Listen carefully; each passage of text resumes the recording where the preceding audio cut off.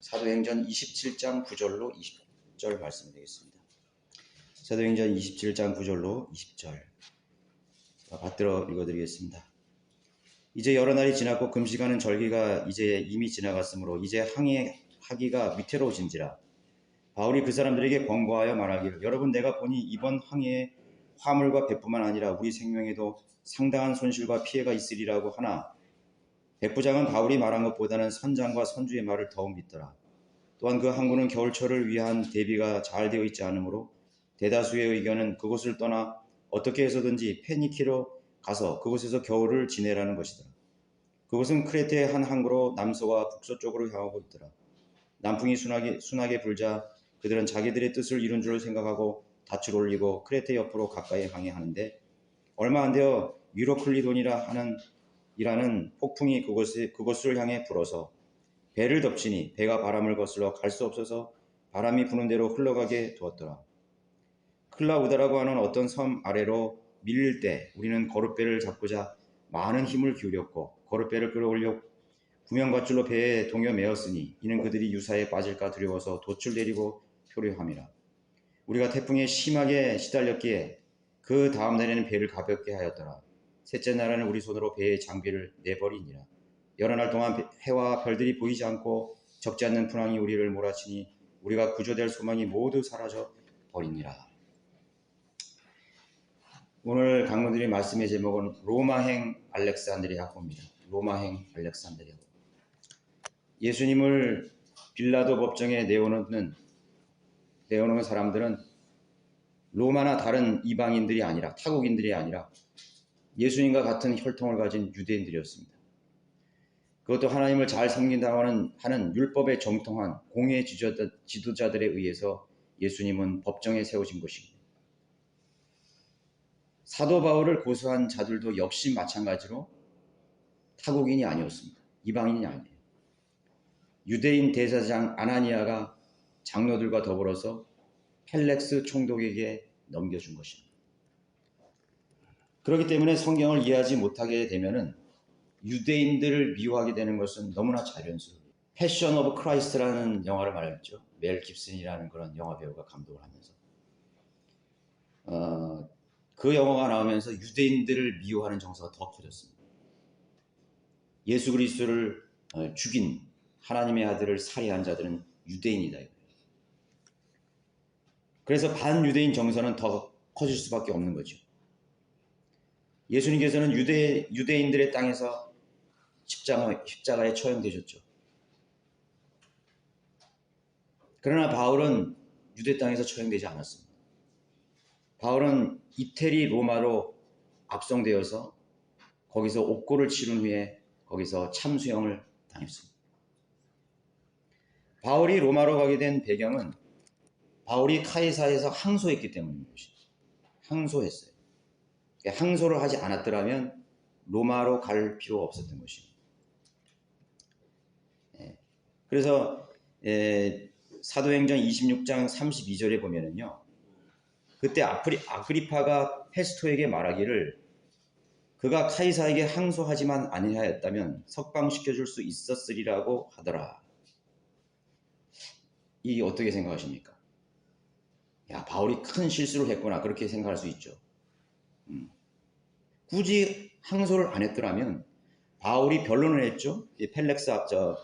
페스토와 아그리파 앞에서 변론을 했을 때 아그리파가 듣기에는 이 사람은 그렇게 죽일 만한 죄가 없는 거예요. 유죄 판결을 받을 만한 죄가 없어요. 그래서 풀어주려고 했던 거예요. 그런데 그 전에 바울이 카이사에게 항소를 했던 거예요. 로마 당국에 항소를 했던 것입니다. 석방될 수가 없던 거예요. 그래서 로마로 가게 된 것이에요. 어떻게 보면 일이 꼬인 것처럼 생각이 되죠. 그러나 바울이 로마로 가게 된 배경은 하나님의 섭리가 있었기 때문인 것입니다.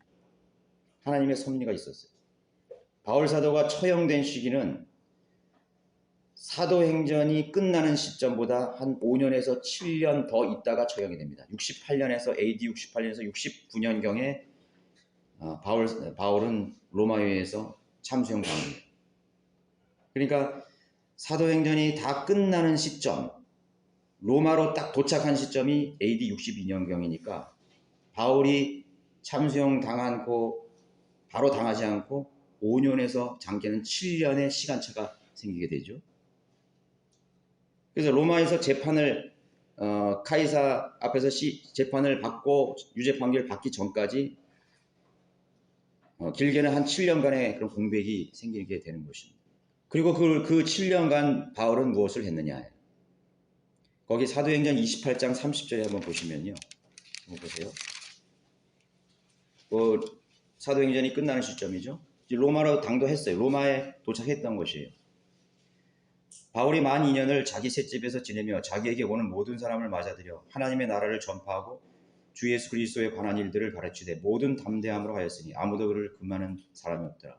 이 죄수의 몸으로 유죄표를 판결을 받고 이제 법정에 서기 전에 그 공백이 있었다는 것은 참 놀라운 일이에요. 그때 잠시 자유의 몸이 있었습니다. 근데 그 자유의 몸이라는 게 감시를 받았겠죠. 도망칠 수 있으니까, 죄인의 몸이니까. 그 감시를 받았지만은 자기 개인의 생활이 어느 정도 주어졌다는 것을 여기서 볼 수 있는 2년간의 방을 얻어서 거기서 생활을 했습니다. 그래서 그 로마에 있을 때 복음을 많이 전파했어요. 그 당시에는 그 가이사야 시저의 집안도 많은 그런 귀족들의 집안도 복음을 들었다고 우리가 이 로마서나 이런 데 보면 우리가 알 수가 있죠. 상당한 영향력을 끼쳤던 그런 기간이 되는 것입니다. 그러면 그 2년 외에 한 5년에서 6년간은 어디에 있었느냐 이거죠. 그 단서가 어디 있습니까? 그러니까 로마서 15장 24절에 있어요. 스페인으로 갈 때 너희에게로 가겠노라. 이는 내가 지나가는 길에 너희를 보고 싶고 우선 너희와 잠시 교제로 기쁨을 나눈 후에 너희의 전송을 받아 그곳으로 보내지기를 바람이라. 이 로마서는 로마에서 기록한 서신이죠. 그렇죠. 로마에 있을 때 어디에 간다고 그랬습니까? 스페인으로 간다고 했습니다. 스페인으로 갈 때 그 로마의 교회, 로마 지역에 있었던 이탈리아 지역에 있었던 그 교회 성도들이 잠깐 들리겠다고 말하는 것입니다. 교제하겠다고 말하는 것이에요. 그러니까 어디로 갔습니까? 그 공백 기회에 스페인으로 갔던 것이에요. 그러니까 그 5년이라는 기간 동안에 그럼 스페인만 갔을까? 근데 교회의 역사를 한번 우리가 보면은요. 카톨릭 포교가 일어나기 전 어거스틴의 그 신의 도성이라든가 그런 자신의 그런 사상, 비성경적 사상이죠. 그런 걸 위해서 이 로마 카톨릭의 교리를 구축할 수 있는 모든 교리를 어거스틴이 다 유럽에 이렇게 설포를 했어요. 어거스틴의 교리가 영국 땅에 스코틀랜드 땅에 가기 이미 오래전에 영국은 복음과 하나님의 바른 말씀이 전파되었다는 증거들이 많이 나오고 있습니다. 켈트교회라든가 그런 성경적인 지식을 가진 복음과 성경 지식을 가진 자들이 이미 영국에 많이 전파되는 상태예요. 그런 걸 봐서 바울은 스페인을 거쳐서 영국에 갔을 가능성이 굉장히 큽니다. 그러나 여러분, 영국은 먼 훗날 전 세계의 복음과 진리인 킹 제임스 성경의 국가가 되었죠.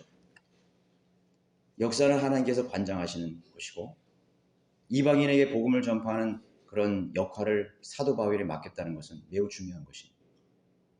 사도 바울이 죄수가 되어서 카이사에게 항소를 해서 로마로 갔다는 것은 엄청난 하나님의 섭리예요. 바울이 3차 세계 여행을 했죠. 그러나 유럽 땅 깊숙이 들어가지 못했습니다. 어디 갔죠? 발칸 반도에 갔습니다. 그리스 땅에 갔습니다. 마케도니아 갔습니다. 거기를 잠깐 지나갔습니다. 저기 우리 마케도니아에서 그랬죠? 그리스 지역을 잠깐 거쳤을 뿐이에요. 로마 유럽 중심으로 가지 못했어요. 그러나 오히려 바울 사다가 죄수의 몸이 되어서 로마로 갔고 거기서 잠시 자유의 몸이 되었을 때는 영국까지 흘러갔던 것이에요.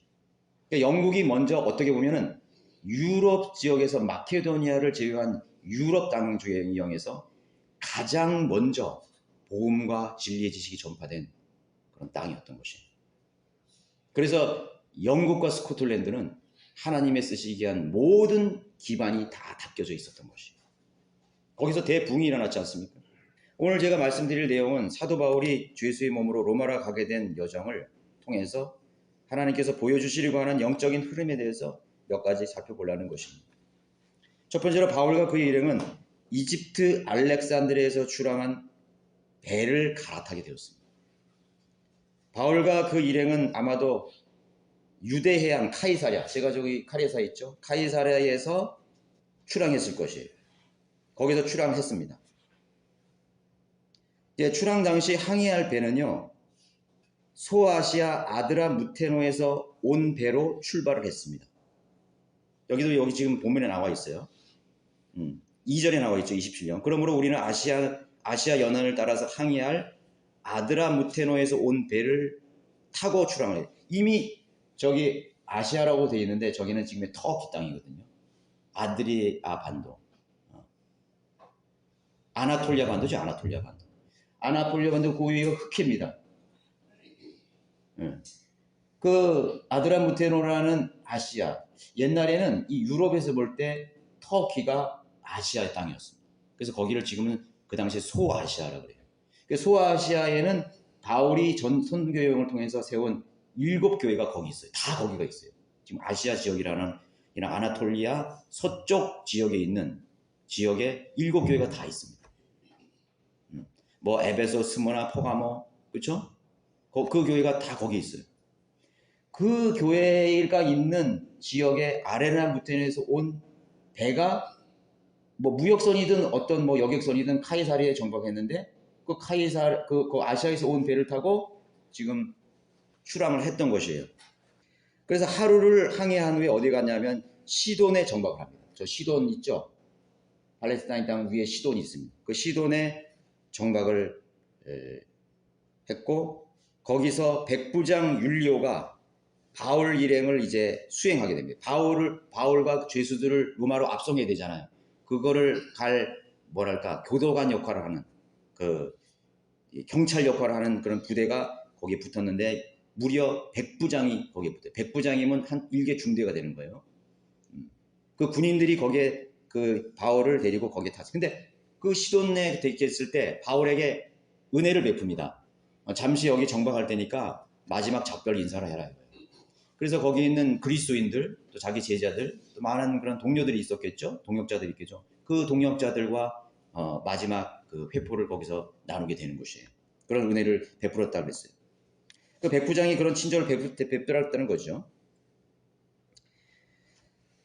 자, 거기서 이제 어디로 가라면 루키아 지방의 무라항으로 이제 시돈에서 하루를 보낸 다음에 쭉 올라가면 루프로 지방으로 거슬러 올라가서 저기 아시아 땅에 무라라고 하는 저기 항구 도시가 있죠. 그 무라항에 정박을 합니다. 근데 거기서요 배를 갈아타게 돼요. 근데 그 배는 어디에서 오는 배냐면 저기 밑에 보면 아프리카 알렉산드리아에서 출항한 배예요. 아프리카 알렉산드리아 출항한 배라고. 그래서 백부장이 야 우리 배를 원래 다 무슨 이유인지 모르지만은 알렉산드리아에서 오는 배로 다 사람들을 다 이제 옮겨 태우는 거예요. 무라항에서 옮겨 태웠죠. 한번 생각해 봐봤어요. 모든 세상의 사건들이 우리는 그리스도인의 관점에서 우연이라는 거 없죠. 그런데 성경에 기록된 사건은 절대로 우연일 수가 없는 거예요. 배를 갈아탄 그 자체도 초기 그리스도인들이 세운 교회들 지역에서 출항했던 배는 로마로 가지 못했던 것이에요. 의미가 있죠. 초기 그리스도인들이 가고 있던 1세기의 그리스도인들이 바른 성경과 믿음을 가진 지역에서 출발한 그 배는 로마로 가지 못했습니다. 그런데 북아프리카 알렉산드리아에서 온 배가 이제 로마로 가게 된 것이에요. 대신 가게 된 것이죠. 알렉산드리아, 세상의 유형이죠. 성경이 변개된 거대한 철학의 도시. 거기서 온 배가 로마로 가게 된 것입니다. 당시 그리스도인들이 사용했던 전통 원문이 로마로 갔다면 세계 역사는 분명히 달라졌을 것입니다. 그러나 알렉산드리아 원문이 로마로 들어가게 된 것이죠. 바울이 로마로 간 시기는 아직 성경이 완성되기 이전 시대였습니다. 사실 그러고 보면 바울이 로마로 들어감으로써 은혜의 복음이 전파된 거죠. 성경은 돌아가지 않았지만은 바울을 통해서 복음이 전파됐잖아요. 거기서 로마 지역교회가 생겼잖아요. 그리고 로마서가 나온 거예요. 로마서가 나왔습니다. 은혜의 복음이 전파되었고, 그 이전의 사실은 어떻게 보면은 바울이 3번의 선교 여행을 통해서 이탈리아 반도에 복음이 전파될 가능성도 있을 수 있죠. 그리스의 복음이 전파됨으로써 활발한 그런 무역의 시대였으니까, 그 로마 제국 시대였으니까 모든 길은 로마로 통한다. 그렇게 해서 로마로 흘러들 가능성이 있지만 그것은 추측이에요. 네, 가능성이 보여요. 그렇지만 바울은 2차 선교 여행에서 마케도니아로 처음 유럽에 발을 내딛었던 것이에요. 그래서 2차, 3차에 바울은 그리스 땅을 밟은 것입니다. 마케도니아 땅을 밟게 된 것이에요. 그래서 그 데살로니가 교회가 탄생한 것입니다. 그 데살로니가 교회는 소아시아에 있는 것이 아니라, 우리 데살로니가 저도 우리 강해 설교를 수요를 했지 않았습니까? 그거는 바로 발칸반도 유럽에 있는 그 교회였던 것이에요. 아시아 땅에 있는 교회가 아니에요. 그 유럽의 첫 번째로 탄생한 교회가 바로 데살로니가 교회였던 것이에요. 데살로니가 교회는 상당히 성장한 교회예요. 상당히 성장한 교회입니다. 칭찬을 들었습니다. 모본이 되었습니다. 그랬던 교회죠. 그렇기 때문에 그 복음이 이탈리아 반도로 유입됐을 가능성이 큽니다.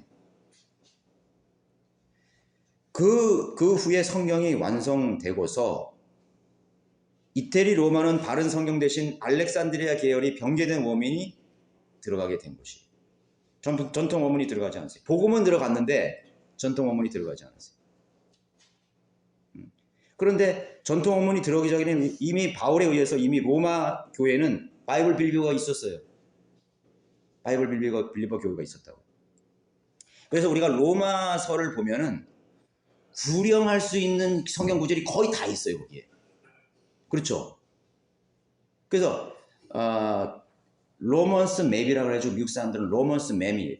로먼스 맵 to heaven이 천국으로 가는 로마서에 천국으로 가는 구절이 하늘나라에 갈 수 있는 구령할 수 있는 구절이 로마서에 다 있는 거예요. 모든 길은 로마로 통한다는 그 말을 빗대어서 이렇게 말한 것입니다. 그럼 로마서 1장 10절은 의인은 믿음으로 말미암아 살리라. 로마서 3장 16절은 의인은 없나니 없도다. 로마서 10장 10절은 마음으로 믿어 의에 이르고 입으로 고백하여 구원에 이르느니라. 그것이 다 로마서에 다 있는 것입니다. 로마서에 있는 구절만으로도 우리는 구령하고 복음을 전파할 수 있는 그런 것이에요. 상당히 그 로마는 이제 복음이 확고하게 들어갔다고 할 수가 있는 곳입니다. 그러나 성경이 안 들어갔어요. 복음주의자들은 어떤 말을 하냐면 성경은 중요하지 않다고 말합니다. 성경은 중요하지 않다. 성경은 무슨 성경이도 좋다 이거예요.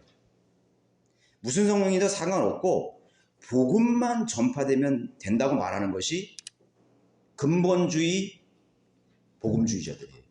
여러분 복음주의자들은 복음을 많이 얘기하죠. 복음주의자들은요 성경을 중요시 않아요. 그냥 복음만 얘기해요. 그 사람들이 말하는 지금의 복음은 어떤 복음인지 모르겠지만 아무튼 복음만 중요하다고 생각하거든요. 우리는 교회 역사를 공부하면서 바른 성경이 없는 복음 전파는 마치 돌짝밭에 씨를 뿌리는 것과 같음을 배웠습니다. 무슨 말이냐? 순수하고 정확한 복음이 들어갔다 할지라도 바른 성경이 없는 상태면 그냥 1세대에 끝나버리는 것입니다. 변개된 성경이 들어감으로써 복음도 자연적으로 변개가 되는 것이에요. 그걸 우리가 배웠습니다. 바른 성경이 없는 곳에는 바른 복음이 그 어떤 바울과 같은 놀라운 위대한 하나님이 쓰는 그런 일꾼이 들어갔다 할지라도 바른 성경이 없는 그런 토양에서는 다음 세대로 그 믿음이 이어질 수가 없다는 것을 증명한 것이 바로 교회의 역사예요. 그래서 사도들이 다 하늘나라 간 후에는 로마는 다 배교했지 않습니까? 로마는 다 배교했어요. 변질된 기독교가 탄생한 것입니다. 더 이상 복음이 전파되지 않는 거예요. 문이 완전 닫혀 사장됐어요. 돌짝밭에 뿌린 씨처럼 잠깐 씨를 냈다가 햇빛이 다 말라서 물기가 없어서 다 죽은 거예요. 잠깐 구원받은 사람이 있는 것 같이, 처음에는 있는 것 같이 보였지만 바른 성경으로 양육받지 않는 그리스도인이 없었기 때문에 그 복음은 더 이상 전파되지 않고 더 이상 복음은 이제는 전파되지 않는 것입니다. 그래서 바른 성경이 없는 곳에는 바른 복음이 전해질 수가 없고 그 복음 전차 변질되어 버린다는 사실을 역사가 증명하고 있는 것입니다. 두 번째 교훈은 무엇입니까? 알렉산드리아행 선박은 느리게 항해하다가 가까스로 큰 이도에 다다르게 됩니다. 여러분 거기 이제 우리가 읽었지만은 7절 보세요. 6절 보세요. 거기에서 백부장이 이탈리아로 항해하는 알렉산드리아 배라 우리를 그 배에 태우니라. 거기서 이제 그 무라라는 항에서 알렉산드리아 배를 만나서 우리를 그 배에 옮겨 태웠어요. 그리고 여러 날을 느리게 항해하여 가까스로 큰 이도 앞에 왔으나, 저기 보시면은 이제 그 항해가 나와요. 크레테 섬을 거기서 갈아탄 배가 크레테 섬 동쪽에 있는 살모네에 도착하고 라세아에 정박하게 됩니다. 여러 날을 느리게 하는 가까스로 큰 이도 앞에 왔으니 바람이 허락하지 않은지라 살모네 앞을 지나 크레테 아래쪽으로, 크레테 섬 있죠, 아래쪽으로 했죠, 항해하여 간신히 거기를 지나 라세아 성읍에서 가까운 아름다운 항구도 있는 게 다되려. 그러니까 크레테 섬 남쪽 해안 항구에 정박을 한 것이에요. 가까스로 갔다 그랬어요. 가까스로. 성경이 왜 이런 걸 기록했을까요? 바람이 허락하지 않았다고 했습니다. 그때는 다 범선이었잖아요. 바람이 안 불어준 거예요. 그러니까 바람이 안 불어주니까 어떻게 했겠어요? 안 가죠. 그러니까 돛을 내리고 뭘로 갔겠어요? 노를 저었을 겁니다. 거기에 한 300명 정도의 선원들이 있었거든요. 그 뭐 백부장 부대라든가 다 합해서 300명 정도의. 가까스로 얼마나 힘들었겠습니까? 가까스로 간 것입니다. 바람은 성경에서 성령이나 영감으로 표현이 됩니다. 알렉산드리아 원문은 하나님의 영이신 성령의 감독으로 된 책이 아닙니다. 오히려 성령님과 겨루는, 대적하는 하나님의 영을 거스르는 마귀의 영으로 기록된 배교의 결정판들이 바로 알렉산드리아 원문입니다. 변개된 성경들이. 그건 하나님의 영감으로 기록된 것이 아니에요. 인간이 쓴 거예요. 오리겐이나 필로들과 팜필로스 같은 그리스 철학의, 이교도 철학의 영향을 받은, 그런 헬라 철학의 영향을 받은 사람들이 거기에다가 이데아 사상을 집어넣은 것이. 여러분 이데아 사상이 뭔지 아세요? 원본은 없다예요. 원본은 없어요. 이데아는 없다는 거예요. 이데아. 원래 본질은 없다는 것이에요. 여러분 알렉산드리아 추종자들이 말하는 게 뭐야? 영감하든 원래의 원본은 없다 이거예요. 지금 원본이 보존될 수도 없고 그 원본은 다 사라졌다 이거예요. 다 이데아적인 성경이라는 거예요. 거기에 철학이 가미되었죠. 성령께서 영감으로 쓰시고 섭리로 보존한 책이 아니에요. 그럼에도 알렉산드리아 발배는 크레테 섬의 동쪽 해안 살모네를 거쳐서 크레테 남쪽 해안까지 갔고 서쪽으로 간신히 가고 있습니다. 라세항으로 가서 잠시 정박하게 된 것입니다. 우리가 알아야 할 것은 우리가 하고자 하는 계획이나 일이 막히거나 어려움을 당할 때가 생기면은 과연 이 어려움이 어디서 오는지를 생각해야 되는 것입니다. 배가 안 간다 이거예요. 항해가 안 된다 이거지. 여러분들의 생애 속에서 뭔가 하려고 그러는데 이게 막히는 거예요. 막힌다 이거죠. 뭐 어떤 모양대로 장애물이 생겨요. 방해하는 일이 생겨요. 여러 가지 어려움이 생깁니다. 여러분 어디서 오는지 생각해야 돼요. 두 가지입니다. 마귀가 방해하는지 아니면 하나님께서 막으시기 때문인 경우인지를 생각해야 됩니다. 하나님의 방법이면 마귀가 방해할 것입니다. 하나님이 하시는 일은 마귀가 방해해요. 분명합니다. 그러나 인간의 방법이면 마귀가 도와줄 것입니다. 여러분들이 하나님의 뜻을 벗어나서 인간적인 육신의 방법으로 계획하고 하나님의 뜻을 벗어나서 여러분들이 계획하고 그것을 실행할 때는 마귀가 도와줄 것이에요. 잘 되네? 그러나 마귀가 도와주는 육신적 방법일 경우에 성령님이 떠난다는 사실을 기억해야 돼요. 잘 되지만은 그것이 실행되고 진행되지만은 성령님이 없는 삶이 되는 것입니다. 성령님이 없는 프로젝트예요. 그러나 마귀가 방해할 때는요, 성령님께서 우리를 도와주실 때 어떻게 도와주시냐 이거예요. 성도들로 하여금 기도의 열정을 주십니다. 내가 이거 기도해야지. 하나님의 뜻이 아닌 방향으로 내가 갈 때는 기도의 열정이 생기지 않아요. 성령이 떠나갑니다. 그리고 마귀가 도와줍니다. 여러분, 하나님을 떠나서 세상의 가치관으로 살 때 막힙니까? 잘 안 막혀요. 그러나 성령님이 잠시 막으실 거예요. 너 이거 가면 안 된다. 그러나 그걸 뿌리칩니다. 뿌리치고 가요. 그러면 성령님이 떠나가게 되는 거죠. 성령께서 하시는 일들은 마귀가 방해할 때 성도들로 하여금 기도의 열정을 주시고 동기를 불어내어 주시는 것입니다. 그러한 것의 열매들은, 증거들은 열매를 통해서 반드시 드러납니다.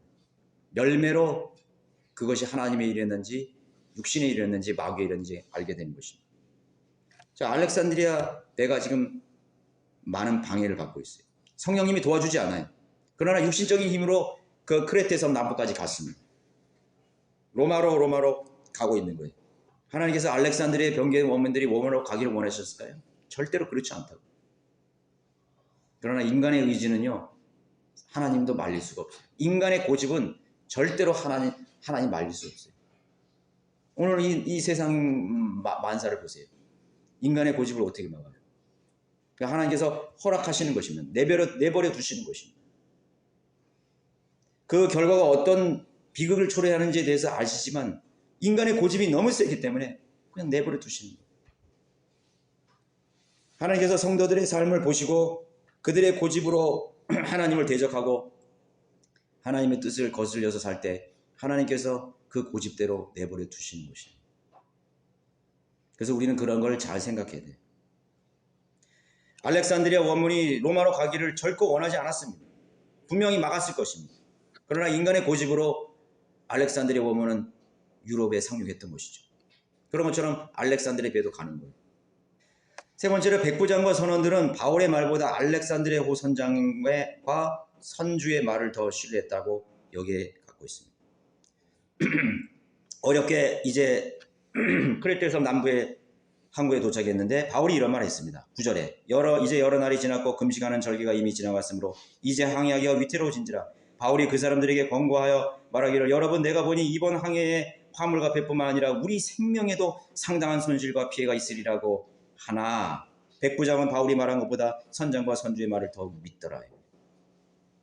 바울이 왜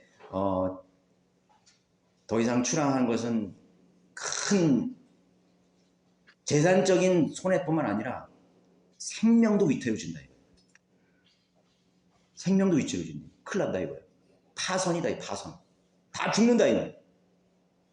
경고했죠. 가지 말라 해요. 기다려야 된다 이거예요. 그러나 바울에게 호의적이었던 율리오 백부장마저 바울의 말을 신뢰하지 않았습니다. 화물까지 손실이 있고 피해가 있을 것이라 경고했습니다. 알렉산드리아에서 출처한 성성들을 신뢰함으로써 맞을 결말을 예고하는 것과 같은 것입니다. 배교를 예고하는 것입니다. 선원들은 죄수였던 그리스도인들의 말을 믿지 않으려고 했던 사실이 당연했을 것으로 보였습니다. 왜? 전문가가 아니기 때문에. 항해에 대한 전문가는 누구였습니까? 선장이지. 선장이 더 알고 항해사들이 더 아니까 저 죄수 바울이 뭘 알겠어? 하나님이나 하나님 얘기나 하고 복음이나 얘기하고 성경 얘기나 하는 예수 그리스도가 어쩌고저쩌고 하는 저 사람의 말을 믿었을 리가 만무한 것입니다. 그러나 여러분 누구를 최종적으로 신뢰하고 싶습니까? 위기의 순간에 공고와 절망의 상황에서 많은 사람들이 경험 있는 자를 신뢰하고 하려고 합니다. 경험 있는 사람들을 따라갑니다. 그들의 말을 믿습니다. 학식이 있는 사람을 따라갑니다. 또 많은 근사한 사회적 타이틀을 가진 사람들을 신뢰합니다. 무슨 상담 전문가 뭐 이렇게 하면서 말이죠. 그런 사람들을 쫓아가는 거예요. 어떤 사람들은 점장에게 찾아간다고 그러죠. 교회 다니는데 점장에게 찾아가. 토종 비결 보고. 많은 교회 다니는 사람들이 유명한 목사를 더 신뢰한다는 사실. 최종권위. 이 배에서 최종권위는 선장이에요. 선주고. 지금 절체절명에 지금까지 겪어온 이 어려움, 이 고난의 항해를 경험하고서도 그들은 끝까지 바울의 얘기를 잊지 않은 것입니다. 우리가 지금까지 이렇게 어려웠지 않느냐. 더 큰 비극이 찾아올 수 있다. 더 큰 불행이 찾아올 수 있다. 이거예요. 우리는 생명까지 잃을 수 있다는 것을 말을 했던 것이에요. 담대했죠. 담대했습니다. 누굴 믿고 그런 말을 했습니다. 그러나 백부장은 바울의 말보다 선장과 선주의 말을 믿었다고 했던 것이었다. 우리는 하나님의 말씀을 신뢰해야 됩니다. 그러나 잘 모른다면, 여러분이 하나님의 말씀을 잘 모른다면 하나님을 두려워하고 성경적으로 실천하는 사람을 차라리 신뢰하는 편이 나는 것이. 성경적으로 신뢰하는 사람들에게 여러분들의 진로를 상담하고 여러분들의 기도를 나누고 여러분들의 자녀의 문제, 생애 문제 그런 거에 대해서 성경대로 믿는 성도들과 그것을 나눠야 됩니다. 그런데 꼭 보면은 자기 혼자 하려고 하는 거예요. 왜 그런지 아십니까? 이걸 왜 목사님은 반대할 거예요? 우리 형제 자매들이 이건 안 된다고 할 거예요. 하지 말라고 할 거예요. 그게 정답인 거예요. 그러니까 자기도 벌써 이 정답을 다 알고 있는 거지. 벌써 하나님께서 직감적으로 그 사람에게 알게 하는 거지.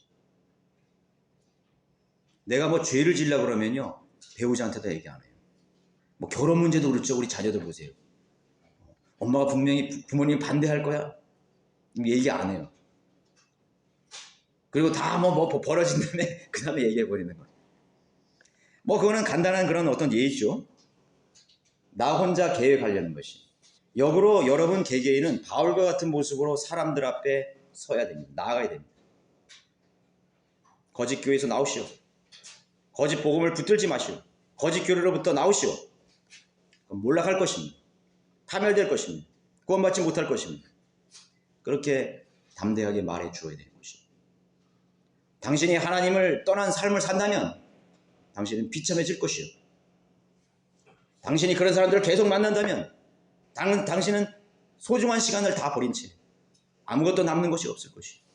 그런 술 친구들 따라가지 마시오. 세상 향락을 따라가지 마시오. 그런 유익이 없는 교회 다니지 마시오. 결론이 뭡니까? 말해줘야죠. 바울의 자세를 가져야 된다는 것을 우리가 본받아야 됩니다. 자, 네 번째로 결국 어떻게 됐습니까? 14절에 보시면요. 자, 항해를 했죠. 항해를 그걸 어리고 크레테의 한 항구로부터 나와서 남풍이 조금 불게 순하게 불었어요. 그리고 자기 뜻을 이룬 줄 알고 닻을 올리고 크레테 옆으로 쫙 해서 로마로 향하게 됩니다. 그런데 이 지중해라는 곳이 여기 잡기 그랬지만 이 지중해들이 어마어마하게 큰 바다예요, 이게. 그런데 크레테 섬을 쫙 지나서 지중해로 들어왔는데 갑자기 유로클리오니아는 폭풍이 불어닥친 것입니다. 태풍이. 저 지중해 한가운데서 폭풍이 부는 것입니다. 15절에 배를 덮치니 배가 바람을 거스러 갈 수 없어서 바람이 부는 대로 막 표로하게 되는 거예요. 지중해를 막 떠두게 되는 거예요. 그게 맨날 열흘이 지난 거예요. 풍랑이는 바다를 향방도 알 수 없이 칠흑 같은 그 폭풍이 있는 바다를 10일 이상을 여러분 표류했다고 생각해보세요. 제정신이 아닐 거라고. 차라리 여긴 지옥과 같은 곳일 거예요. 그래서 클라우디아우다라고 하는 어떤 섬 아래로 밀릴 때 우리는 거룻배를 잡고자 한 많은 힘을 기울였다. 그러니까 벌써 이게 쫙 해서 저 몰타 섬이 있잖아요. 지금 여기 지명은 몰타라고 안 했는데 지금 저 몰타는 굉장히 아름다운 섬이에요. 뭐 여기 지중해 자체가 무지 아름답잖아요. 예. 그리스 뭐 이 에게해 이 지중해 얼마나 아름다워요. 그 섬으로 밀려간 것입니다. 예. 그래서 거기서 엄청나게 고생을 하죠. 거기서 이제 거룻배를 끌려 올라서 17절에 보면 구명밧줄로 배에 동여 맸다 이거예요. 그게 왜냐하면 배가 깨질까봐 그 거룻배들을 그 주위에다가 삥 둘려서 그걸 동여 맨 거예요. 그러고서 돛을 내리고 표를 하는 거예요. 돛을 이제 내리고 표를 한 거죠. 우리가 18절에 우리가 태풍에 심하게 시달렸기에 그 다음 날에는 배를 가볍게 하였더라. 셋째 날에 우리 서로 배의 장비를 다 내버리더라. 여러 날 동안 해와 별들이 보이지 않고 적지 않는 풍랑이 우리를 몰아치니 우리가 구조될 소망이 모두 사라져 버리니라. 바울의 말대로 됐죠. 여러분 믿음으로 한 말은요 하나님께서 반드시 책임지셔 주십니다. 우리는 그렇게 말할 때가 있어요. 그런 두려움을 가지세요. 야, 이거 내가 저 사람에게 이렇게 말했다가 괜히 반대로 되는 거 아니야? 그런 두려움 때문에 우리가 그 사람에게 적절한 책망이나 조언을 해주지 못하는 경우가 있어요. 야, 너 그쪽으로 가면 안 돼. 거기는 가면 너 불행해진다. 안 된다라고 담대하게 말을 해주지 못하면 그렇게 안 될까봐 오히려 그 사람이 더 잘 되거나 정반대로 현상이 일어날까봐 말을 안 해주는 거예요.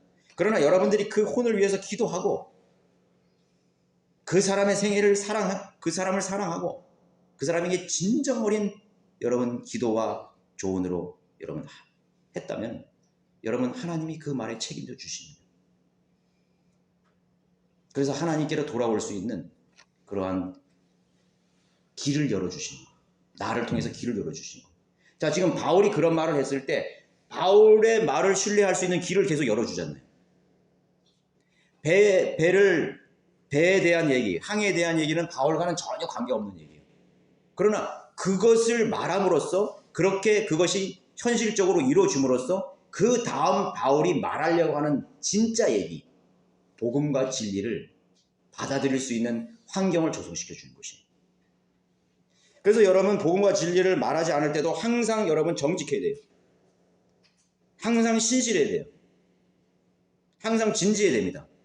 그러면 여러분들이 말한 그것들을 하나님께서 책임져 주심으로 현실로 그것이 입증됨으로써 여러분들이 결국에서 말하려고 하는 복음과 진리를 그 사람들에게 전파할 수 있는 것이죠. 그것이 여러분의 생애입니다.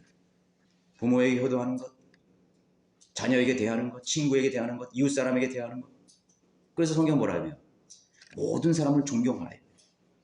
왕을 존경하고 사람들에게 친절하고 온유하고 남을 배려하고 정직하고 신실하고 은혜를 베풀고 남을 나보다 더 낮게 여기고 남편을 존중하고 주부는 주부의 역할을 신실하게 하고 남편은 가정에서 남편의 역할을 신실하게 하고 여러분 혈육들이 모였을 때 여러분들의 모습은 어땠습니까? 신실했습니까? 나는 삼촌처럼 돼야지. 나는 고모처럼 돼야지. 나는 이모부처럼 돼야지. 우리 이모부가 올 때면 우리 분위기가 달라져. 은혜가 넘쳐. 다툼이 없어. 오히려 다툼이 있는 곳에 화평이 와. 좌절하고 힘을 잃는 조카들에게 뭔가 힘을 줘. 그렇지 않습니까? 그게 그리스도인의 역할이죠. 그리고 정작 말해야 될 그 알맹이, 이제는 그 핵심을 말합니다. 그래, 그렇습니다. 내가 삼촌의 삶을 합니다. 삼촌의 생각을 합니다. 그래서 나도 지금 삼촌이 전하는 이 복음을 내가 오늘 신뢰합니다. 용접하는 거예요. 그것이 그리스도의 삶이에요. 그것이 바울의 모습이었습니다. 그렇죠? 14절에 결국 유리클리돈이라는 폭풍으로 배는 결국 좌초되고 파산되고 마는 거예요. 파멸의 운명을 맞이하게 된 것입니다. 41절에서 44절에 거기 나와 있죠. 두 말살이 합치는 곳에 배가 닿자 좌초되니 이물은 부딪혀 움직여지지 않고 고물은 심한 파도로 부스러졌더라. 그때 병사들의 의견은 죄수들 중 아무도 헤엄쳐 도망치지 못하도록 죽여야 한다는 것이었으나 백부장은 바울을 부출할 의향으로 그들의 의견을 꺾고 명령하기를 헤엄칠 줄 아는 사람은 먼저 바다에 뛰어내려 육지에 오리라 합니다. 그리고 나머지 사람들은 널조각 혹은 배에 부딪혀 나온 물건에 의지하여 나가게 하니 마침내 모두가 다 안전하게 상륙하며 가까스로 생명을 건졌죠. 배는 어떻게 돼? 다 박살이 나는 거예요. 그냥 널빤지 막 다 그 암초에 좌초되고 풍랑으로 다 대작으로 다 깨져버렸습니다.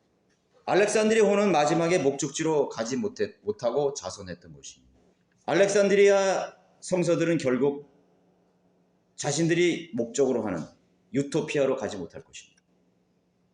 변개된 성경을 신뢰하는 모든 사람들의 믿음은 파손되는 것입니다. 믿음에 파손되는 것이에요. 배교하는 것입니다. 아무리 그 사람이 바른 몸을 가지고 있고 아무리 신실한 생활을 하고 있어도 배를 잘못하면 파손하는 거예요. 구원받은 사람들도 변개된 성경으로 신앙생활을 하면 겨우 구원만 받는 거예요. 하나님의 바른 진리를 알지 못했기 때문에 내가 내 그리스도인의 삶을 어떻게 살아야 될지 몰라. 항해를 어떻게 돼. 배가 다 부서졌는데 헛된 인생을 낭비하는 것입니다. 구원받았으면 이제는 하나님의 일꾼으로 살아야 되잖아요. 구원받은 가정이면 하나님께 내 생애를 드리고 가정을 드리고 하나님 앞에 신실하고 정말 가치 있고 의미 있는 꽉 찬 그런 생을 살아야 되잖아요. 파손해버리는 거예요. 구원받았지만 파손하는 거예요. 배교한 성경이라고 구원받지 못한다는 게 아니죠. 구원은 전도지 한 장으로 구원받을 수 있어요. 정확한 복음이 들려지면 구원받을 수 있는 거예요. 바른 성경이 들어가기 전에 로마에 이미 성경대로 있는 사람이 있었잖아요. 결국 알렉산드리아발 선박은 깨어지고 마른 것이 파산되었습니다. 믿음이 파산되었습니다. 그러나 파산된 믿음 가운데서 살아남을 수 있는 유일한 탈출구는 여기에 탈고 있던 선원이 총 276명인데 모두가 구조되었대요. 바울이 있었기 때문에. 뭐를 말하냐면 배교한 교회와 배교한 성경을 쓰는 교회에 바울과 같은 사람이 없다면 어떻게 되는 거예요? 다 죽는 거지. 다 죽는 거예요. 원래는 이 사람들이요 다 바다에 뛰어들으려고 그랬어요. 근데 바울이 그렇게 하지 말라 그랬잖아요. 그 바울은 말을 믿은 거예요. 배교한 교회에 복음을 제대로 알고 전하는 사람이 한 명만 있으면 그래도 몇 사람 살을 수 있어요. 그러나 복음을 전하지 못하는 사람이 있다면 그 교회는 한 사람도 구조되지 못해요. 한 사람도 구원받지 못해요. 감리교회, 성결교회, 켈빈주의 교회 다 이단교리잖아요. 감리교회는 무슨 이단교리예요? 행위구원이잖아요. 행위구원 받으면 구원받을 수 있어요? 목사가 행위구원을 계속 하는 게 아니라 끝까지 겨야 된다. 행위가 있어야 된다. 주일 성도 잘하라. 주의 종 잘 섬기라. 뭐 어쩌고저쩌고 하면서 말이죠. 세례 받았냐 안 받았냐? 성결교회도 마찬가지 똑같아요. 성결교회는 감리교에서 나온 거예요. 켈빈주의교 장로교회 켈빈의 사상이에요. 켈빈. 예정되었어. 구원받을 사람과 천국 갈 사람과 지옥 갈 사람이 다 예정된 거예요. 아무리 내가 하나님 믿으려고 그래도 내가 예정되지 않았으면 그 사람 지옥 가는 거야. 구원받을 수 있어요, 거긴. 그래서 거긴 다 행위야. 내가 예정된 사람처럼 보이기 위해서 열심히 신앙생활 해야 됩니다. 안 믿어도 난 믿어지는 척 해야 돼. 그래서 나는 예정된 사람이야. 그래서 사람들 뭐라 하면 모태신앙이라고. 그 모태신앙이라면 자기가 예정된 사람이라고 생각합니다. 다 지옥 가는데. 로마 카톨릭 다 모태신앙이에요? 여러분 로마 카톨릭 신자들은 전부 다 100% 모태신앙이야. 그 사람들은 로마 카톨릭에서 태어나서 영세를 받았잖아요. 또 세례를 줘서 세례명이 있어요. 무슨 뭐 성 베드로, 성 모니카 그런 베드로 있어. 그럼 태어나면서부터 그 사람은 크리스찬이라고 부르는 거예요. 구원받았다고 생각하는 거예요. 누구 마음대로, 교황 마음대로 그렇게 하는 것이에요. 그런 알렉산드리아 배 위에 바울이 없었다면 다 죽는 거예요. 그러나 불행하게도 알렉산드리아 배 위에는 절대로 바울 같은 사람이 있을 수가 없어. 바울은 죄수였기 때문에 억지로 그 배에 태워졌을 뿐이야. 아무도 구원받은 사람들이, 성경을 아는 사람들이 알렉산드리아행 배를 타지 않아요. 어떤 누구도 성경대로 믿는 사람들이 장로교회 가서 믿음 생활을 할 수가 없어요. 견딜 수 있겠어요? 복음 좀 전하다 나오죠. 제가 그랬어요. 제가 장로교회 가서 거기서 믿음 생활하고 그 사람들을 변화시켜 보려고 했어요. 그냥 1년 반이 지나니까 안 되는 거예요. 도저히 견딜 수가 없어요. 나왔어. 몇 사람 구령하고 나왔어. 어떤 누구도 성경대로 믿는 그리스도인들이 알렉산드리아 원문을 쓰는 교회에서 믿음 생활을 하고 예배를 절대로 드릴 수가 없는 거예요. 내가 억지로 그 교회에 끌려가기 전에는 그렇게 할 수가 없는 것이에요. 기적적인 사실이죠. 이 배에 탄 사람이 270명이 구조됐다는 건 기적적인 사실입니다. 25절에 바울은 이렇게 얘기합니다. 여러분이여 기운을 내라. 나는 하나님을 믿나니 나에게 말씀하신 그대로 되리라. 그러나 우리가 어떤 섬에 닿게 되리라고 하더라. 그러나 그 말도 믿지 않으려고 했어요. 처음에는. 바다에다 뛰어내리려고 그랬다고요. 그럼 그대로 있으라고 그랬다고요.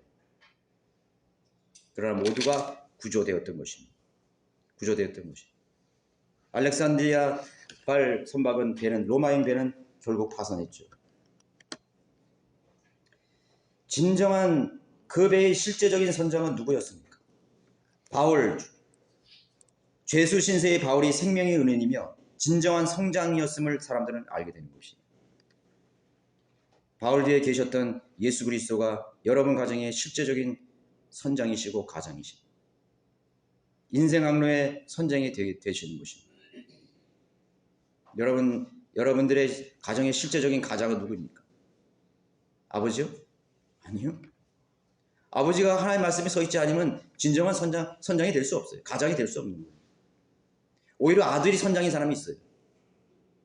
아들이 더 현명해. 하나님을 두려워하고 진리지. 그럼 그 아들이, 그 막내 아들이 그 가정의 가장일 수가 있다고. 영적인 가정. 그 영적인 아들이 기도하고 그 영적인 아들이 어머니를 인도하고 아버지를 이끌려고 그러고 분투하는 거예요. 어리석은 선장은 일로 가려고 그러는 거예요. 아버지는 막 멸망한 길로 가는 거예요. 세상으로 막 나가려고 그래요. 아들이 기도합니다. 아버지 그래서는 안 돼요. 예수님 믿고 구원받고 하나님 뜻대로 살아야 돼요. 그게 실제적인 가정. 아내가 실제적인 가정인 사람도 있어. 남편을 위해서 눈물로 기도하고 자녀를 위해서 기도하고. 가정의 역할을 잊지 마세요. 가정의 역할을 잊지 마세요. 내가 그 가장의 실제적인 가정이 무너지면 다 무너지는 거예요. 실제적인 선장은 무의미했죠. 그 배를 살릴 수 있는 방법은 어느 누구도 없는 것입니다. 바울이 실적인 키를 가지고 있어요. 배가 박살이 나도 산다 이거예요. 오늘 우리 가정이 풍지박산이 돼도 살 수 있는 유일한 길은 하나님을 신뢰하는 사람의 말을 신뢰하는 것입니다. 그 사람의 기도가 그 가정을 살릴 수 있고 깨어진 관계를 회복할 수 있고 어둠의 현실을 바꿀 수 있는 능력을 가지고 있는 것입니다. 실제적인 힘은 예수 그리스도 그분이 계시기 때문에, 전지전능하신 분이 계시기 때문에 우리는 위기가 닥치면 더더욱 그 배의 키를 움직여 보려고 애쓸 수가 있습니다. 어떻게든지 그 상황을 모면하려고 애를 쓸 수 있습니다. 말씀에 순종하지 않는 자기의 능력과 경험과 현실적 감각만으로 해보려고 부단히 노력하다가 결국 파선을 맞이하게 되는 것이죠. 저는 하나님께서 바울이 자유롭게 선교 여행을 했던 시기보다는 죄수의 몸으로 갔던 마지막 로마 여행을 통해서 더 위대한 그런 족적을, 발자취를 남겼다고 저는 확고하게 믿습니다. 그리스도인이 당하는 어떤 현실은요, 그 사람이 신실한 믿음에 서 있다면 절대로 우연한 일이 아니에요. 사람은 단순해요. 자기가 보기에 잘 되면 긍정적이야. 아, 잘 됐어. 자기 기준으로 안 되면 그건 비극이야. 그렇지 않아요. 그리스도인의 관점은 그렇지 않아요. 하나님이 개입하셨는 거예요. 내가 고통스럽고 좀 안 되고 내 마음대로 안 됐다 할지라도 여기에 하나님이 계신다면 그것은 밝은 미래가 보장되는 것입니다. 하나님이 위대한 일들을 진행하고 계시는 거예요. 누가 나를 핍박한다? 그런데 비극적인 일은 뭐냐면 내가 하나님을 신뢰하지 않고 하나님은 예수 그리스도께 내 키를 그 배의 조타수를 맡기지 않는 그 현실이 비극적인 거예요. 사실 배도 깨지고 다 죽는 거예요. 가정도 깨지고 모두가 다 관계도 망가져 버리는 것입니다. 그러나 현실적으로 좀 안 되는 상황이 벌어진다 하더라도 그 믿음을 가진 사람이 믿음을 붙들고 있는 거예요. 예수 그리스도를 붙들고 있는 거예요. 하나님 말씀을 신뢰하고 있는 거예요. 성령 충만함을 계속해서 유지하고 있느냐의 문제인 것입니다. 바울은 불행하지 않았습니다. 바울은 불행하다고 생각하지 않았습니다. 죄수의 몸으로 이제 곧 몇 년 후면은 언제 어떻게 자신의 목이 달아날지 모르는, 가이사 앞에 가면 분명히 죽는 거예요. 유대 땅하고 틀려요. 로마 제국은요, 나는 곧 국가라요. 나는 곧 신이라는 나라예요. 황제가 곧 신이에요. 황제가 곧 신이라니까. 바울 시대의 왕이 누구였어요? 네로 아니에요. 네로 그 미치광이 앞에 가서 재판 받아야 무슨 이득이 있겠어요. 그러나 바울은 우울해하지 않았습니다. 절망하지 않았습니다. 하나님께서 이 현실을 통해서 놀라운 일을 행하실 줄, 자신의 기도를 응답해 주실 것을 확고하게 믿고 있었던 것이죠. 심지어는 자신의 죽음을 통해서 하나님은 위대한 일들을 행하실 것이라는 걸 신뢰하고 있었던 것입니다. 선교를 가는 사람이 자기 목숨 부지하기 위해서 선교를 간다? 그건 선교가 아니지. 선교사들이, 제도교회 선교사들 보면은 조금만 오르면 다 뭐 돌아오는 거예요. 펜사콜라의 성인들이 믿는 수많은 그리스도인들이 남미, 오세아니아, 아시아, 아프리카, 유럽, 심지어는 모슬렘 국가에서까지 복음을 전파하다. 거기서 생을 마친 선교사들이 얼마나 많은지 아세요? 그리고 그 아들이 또 그 선교지로 가는 거예요. 피터 러크만 목사님의 아들이 어디죠? 남미, 콜롬비아? 생을 바쳤잖아요. 선교는 내 뼈를 묻도록 가는 것입니다. 내 죽음을 통해서 하나님께 영광 드리기 위해서 가는 것이 선교입니다. 복음 전파도 마찬가지예요. 남이 나를 좀 핍박하고 기분 나쁜 소리 했다고 해서 내가 이거 지금 안 해야 되겠다. 자존심 상한다. 그럼 그건 복음 전파가 아니지. 그건 구령도 아니고 선교도 아니고 아무것도 아니에요. 주님을 섬긴 게 아니에요. 십자가를 지고 가는 것입니다. 바울은 자기 십자가를 지고 갔습니다. 그래서 죄수로 로마행을 통해서 죄수의 몸으로 로마로 간 그 여정에서 놀라운 열매를 거둔 것입니다. 스페인과 로마 제국의 그 심장부에, 원수들의 그 심장부에 복음의 폭탄을 터뜨리고 온 사람입니다. 스페인 땅에 복음을 전파했습니다. 영국으로 갔습니다. 킹제임스 성경이 나올 수 있는 모든 역사적 배경을 마련한 위대한 업적을 남긴 발자취였다. 그리고 백부장의 군대가 그를 호위함으로써 유대인의 살해 위험을 피할 수 있었습니다. 만약에 혼자 갔더라면 유대인들이 따라다니면서 바울을 죽이려고 했죠. 그러나 무전여행이에요. 무전여행. 그냥 다 먹는 거 입힌 거 다 죽어서 복음을 전파하러 간 거예요. 1차, 2차, 3차는 자기 비용으로 갔어요. 고생하며 갔어요. 막 천막 깁는 텐트 메이커 있잖아. 천막도 깁고 뭐 하고 얼마나 힘들었겠어. 막 얻어먹기도 하고 뭐 지옥계도 들리고 막 그랬을 거 아니에요. 그런데 이 로마행 죄수의 몸으로 간 이 여정은 다 보장이 돼. 국가에서 다 보장이 된 거야. 로마 제국에서 다 보장된 거예요. 배도 마련해주고 호위병도 마련해주고 집도 마련해줬어. 아마 영국으로 갔을 때도 그랬을 거예요. 했을 거예요. 그렇지 않으면 영국으로 갔을 리가 없죠. 얼마나 놀라운 일입니까? 우리는 감사하게도 알렉산드리아행 미드모가 아닙니다. 알렉산드리아행 거짓 미드모를 탄 사람들이 아닙니다. 오히려 알렉산드리아에서 안티옥발 전통 원문호라는 그런 배로 옮겨 탄. 우리는 원래요 알렉산드리아호를 탄 사람들 아니에요. 우리가 그죠? 우리가 배 위한 교회에 있었더니까 다 알렉산드리아호에 탔던 사람인데 우리는 그와 반대로 알렉산드리아발 로마행이 아니라 우리는 알렉산드리아호에 탔던 사람들이 이제는 시리아 안티옥 전통 원문호로 갈아탄 축복된 사람들이라는 걸 알아야 돼요. 영감으로 기록된 믿음 후에 승선한 사람들이라는 걸 여러분 잊지 마시기 바랍니다. 주님께서 여러분의 생애의 항로를 통해 바울과 같은 놀랍고 위대한 열매를 남기시기를 저는 간절히 바랍니다.